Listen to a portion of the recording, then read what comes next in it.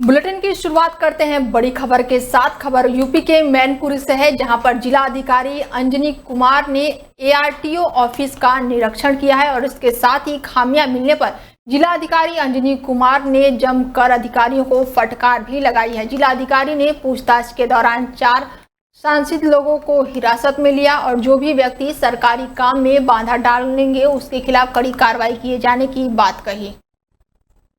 पारदर्शिता बने रहे कार्यों में, आम जनमानस को कोई कठिनाई न हो और उनका काम बिना किसी कठिनाई के बहुत ही सुविधापूर्वक हो, इसको इंश्योर करने के लिए तमाम कार्यालयों के निरीक्षण औचक निरीक्षण मैं करता रहता हूं। तो यह भी एक रूटीन यानी कि दिन प्रतिदिन होने वाले निरीक्षण का हिस्सा था और ये देखा गया कुछ लोग संदिग्ध दिखे गए हैं, उनसे पूछताछ की जाएगी और यदि यह पाया जाएगा कि सरकारी कार्य में बाधा पहुंचाते हैं या आम जनमानस को जितनी सुविधा मिलनी चाहिए उसमें किसी प्रकार की बाधा उत्पन्न करके भौतिक लाभ कमाने की मंशा रखते हैं तो उनके विरुद्ध कार्रवाई की जाएगी।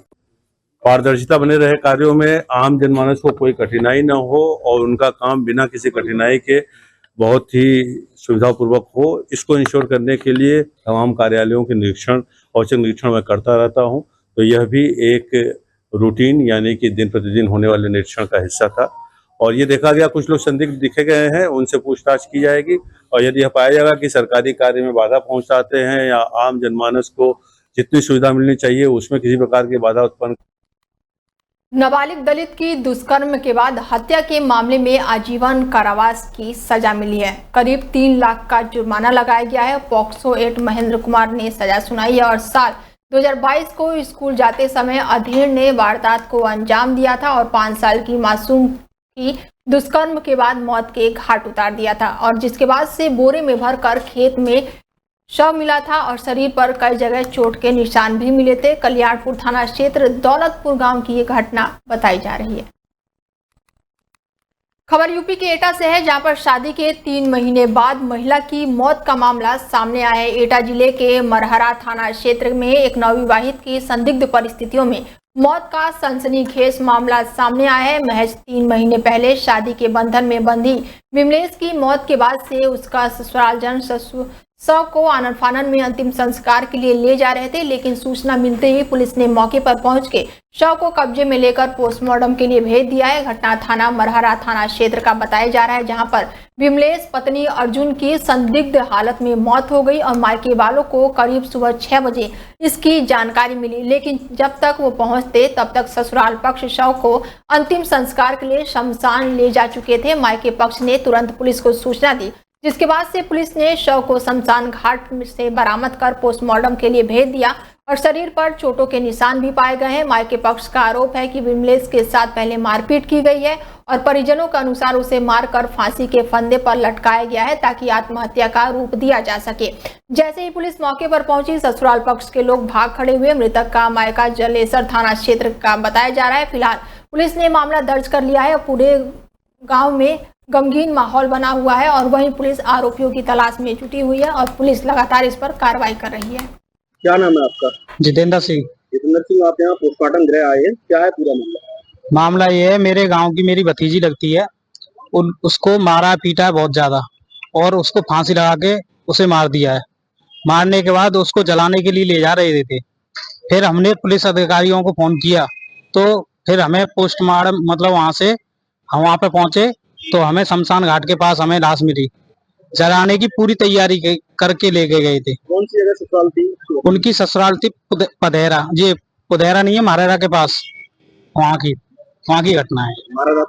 मारा थाना क्षेत्र। पहले से कोई यूपी के एटा में होमगार्ड की गोली लगने से मौत का मामला सामने आया है। बता दें कि एटा जिले के अवगढ़ थाना क्षेत्र से एक सनसनीखेज मामला सामने आया है, जहां पर पुलिस चौकी पर तैनात एक होमगार्ड की संदिग्ध परिस्थितियों में गोली लगने से मौत हो गई।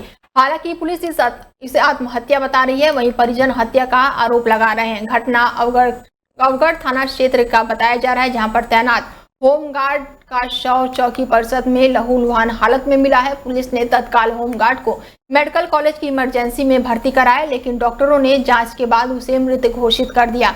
मृतक थाना अवगढ़ क्षेत्र का रहने वाला है और रोज की तरह सुबह ड्यूटी पर पहुंचा था और बताया जा रहा है कि चौकी के नवनिर्मित कक्ष में उसकी छत अभी नहीं बनी है और वहीं उसके खुद को गोली मार ली। पुलिस के मुताबिक प्रथम दृष्टि मामला आत्महत्या का प्रतीक होता है और शव के पास भी सर्विस हथियार बरामद किए गए हैं। फील्ड यूनिट और उच्च अधिकारियों को सूचना देकर मौके पर बुलाया गया और आवश्यक विधिवत कार्रवाई की जा रही है। क्या नाम है आपका? मेरा नाम महिपाल सिंह।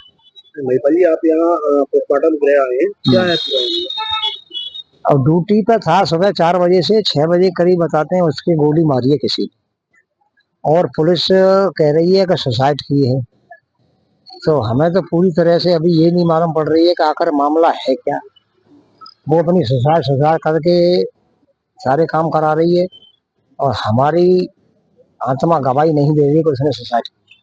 आपको क्या लगता है? हमें नहीं लगता कि सुसाइड की है। मेन बात ये है, किसी ने भी हादसा इसके साथ किया हो, कैसे हुआ है, किसके साथ मिलके हुआ है, क्या हुआ है, इसकी पूरी जानकारी अभी हमको नहीं हो पा रही है। अब इसका कैमरा ये ड्यूटी पर तैनात थे? ये पौंडरी के आगे चल के, थोड़ा पौंडरी से 1 किलोमीटर आगे चल के रोड। थाना शिवपुरा पुलिस ने चेकिंग के दौरान अवैध तमंचे के साथ युवक को गिरफ्तार किया है, जिसके बाद से पुलिस ने एक अवैध देसी तमंचा, एक जिंदा कारतूस और बोर भी बरामद किया है। पुलिस कप्तान के दिशा निर्देश पर इस कार्रवाई को अंजाम दिया गया है। थाना शिवपुरा क्षेत्र के मोहनपुर रोड ताजपुर तिराहे का ये पूरा मामला बताया जा रहा है। कुशीनगर जनपद के थाना क्षेत्र में अनिल यादव हत्याकांड का महज 48 घंटे के अंदर ही पुलिस ने बड़ा खुलासा किया है और इस मामले में 4 अभियुक्तों को गिरफ्तार करके जेल भेज दिया है। कुशीनगर पुलिस अधीक्षक संतोष कुमार मिश्रा ने घटना का खुलासा करते हुए बताया कि प्रेम प्रसंग के चक्कर में अनिल यादव का हत्या हुआ था और एसपी ने बताया कि मृतक अनिल यादव का अर्चना यादव के साथ पिछले 2 साल से प्रेम प्रसंग चल रहा था और इसी बीच अर्चना यादव का शादी हो गया और जिसके बाद से अर्चना ने प्रेम संबंध को खत्म करना चाहती थी, लेकिन मृतक अनिल यादव बार बार प्रेम स्थापित करने के लिए दबाव बना रहा था और फोन करता था, जिसके चलते प्रेमिका अर्चना के पति को इसकी जानकारी हो गई और नाराज होकर अर्चना का पति उसके मायके छोड़कर चला गया, जिसके बाद से प्रेमिका अर्चना ने अपने पति और भाई के साथ मिलकर हत्या की साजिश रची और सभी आरोपियों ने फोन करके मृतक अनिल को बुलाकर फावड़े और हेलमेट से प्रहार कर हत्या कर दी। घटना के बाद से संबंधित धाराओं में मुकदमा दर्ज कर लिया गया है और साथ ही पुलिस की ये बड़ी कार्रवाई की है। तो वहीं पुलिस ने इस घटना का खुलासा भी किया। प्रेमिका अर्चना यादव, राहुल यादव और बादल यादव सहित पिता को गिरफ्तार करते हुए जेल भेज दिया है। जनपद कुशीनगर में थाना सेवरही अंतर्गत ग्राम मठिया में 2 दिन पूर्व एक आदमी की बॉडी मिली थी और उसकी शिनाख्त अनिल यादव जो कि थाना कसिया का रहने वाला था उसके रूप में हुई थी। हत्या की इस घटना पर तत्काल मुकदमा पंजीकृत कराते हुए घटना की खुलासे के लिए टीमें लगाई गई थी। घटना का खुलासा कर लिया गया है। इसमें 4 लोगों की गिरफ्तारी की गई है और पूछताछ में ये एक प्रेम प्रसंग का मामला निकल कर आया है। इसमें जो गिरफ्तार एक महिला अर्चना यादव से इस मृतक अनिल यादव के प्रेम प्रसंग था। पहले अर्चना यादव की शादी मार्च 2025 में हो गई थी। अनिल यादव शादी के बाद भी उससे पहले बीए की एक नाबालिग छात्र का अपहरण फिर सुनसान जगह पर ले जाकर दुष्कर्म किया गया। बता दें कि जिसके बाद से गांव में बैठी पंचायत में आरोपी ने अपने साथियों के साथ मिलकर पीड़ित परिवार पर लाठी डंडों से हमला किया। बता दें कि उत्तर प्रदेश के मुजफ्फरनगर जनपद की जहां पर कॉलेज से घर जा रही बीए की एक नाबालिग छात्रा को गाँव के ही एक युवक ने अपने दोस्त के साथ मिलकर पहले अपहरण किया और फिर बेहोश करके छात्रा को एक सुनसान जगह पर स्थित कमरे में ले जाकर आरोपी युवक द्वारा छात्रों के साथ दुष्कर्म की घटना को अंजाम दिया गया। बताया जा रहा है कि आरोपी ने मुंह खोलने पर छात्र को धमकी भी दी है और फिर उसे और उसके भाई को जान से मार देने की धमकी दी है, जिसके बाद से सहमी पीड़ित छात्रा ने अपनी आप बीती परिजनों को बताई और गांव में बैठक बुलाई गई, लेकिन आरोपी युवक ने अपने साथियों के साथ मिलकर भरी पंचायत में पीड़ित परिवार पर लाठी डंडों से हमला कर दिया, जिसमें कई लोगों को चोट भी आई।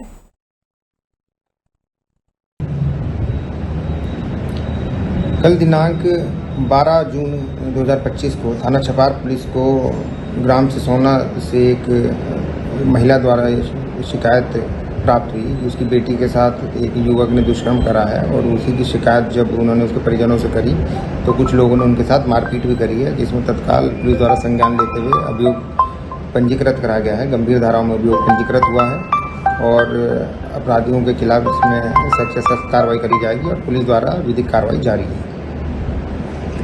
एसएसपी ऑफिस आए हैं, क्या मामला है वो? काफी महिला के साथ है। छपार थाने में गए थे, हमारे वहाँ पे कोई सुनवाई नहीं हुई और एक लड़का है मुझे परेशान करता है, उसने मेरे साथ बलात्कार किया है। 28 तारीख की बात है। वो मुझे बाइक पे बैठने के लिए बोल रहा था कि तुझे घर पे छोड़ दूंगा। मैंने उसे मना किया, उसने जबरदस्ती पीछे से आके, उसके कोई दोस्त ने, मुझे नहीं पता वो कौन था, उसने मेरा मुंह दबाया और एकदम बाइक पे ले आया।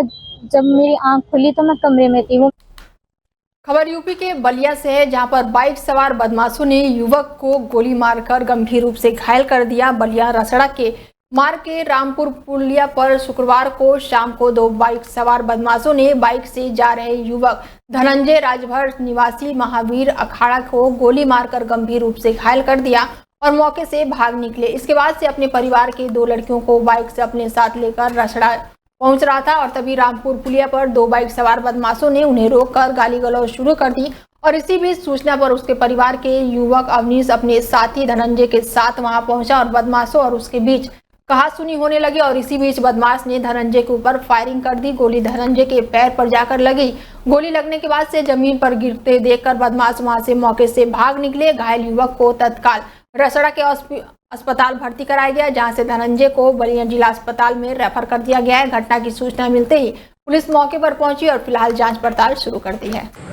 आज दिनांक 13 जून 2025 को रसड़ा पुलिस को सूचना मिली कि कुछ अज्ञात व्यक्तियों द्वारा धनंजय राजभर पुत्र बालचंद राजभर निवासी महावीर अखाड़ा थाना रसड़ा को गोली मारकर घायल कर दिया गया है। सूचना ही मिलते ही स्थानीय पुलिस ने मौके पर जाकर मजरूब को स्थानीय अस्पताल में भर्ती कराया। मजरूब की स्थिति खतरे से बाहर है। परिजनों से प्राप्त तहरीर पर सुसंगत धाराओं में मुकदमा पंजीकृत कर 3 टीमें गठित कर अभियुक्तों की गिरफ्तारी की कार्रवाई की जा रही है।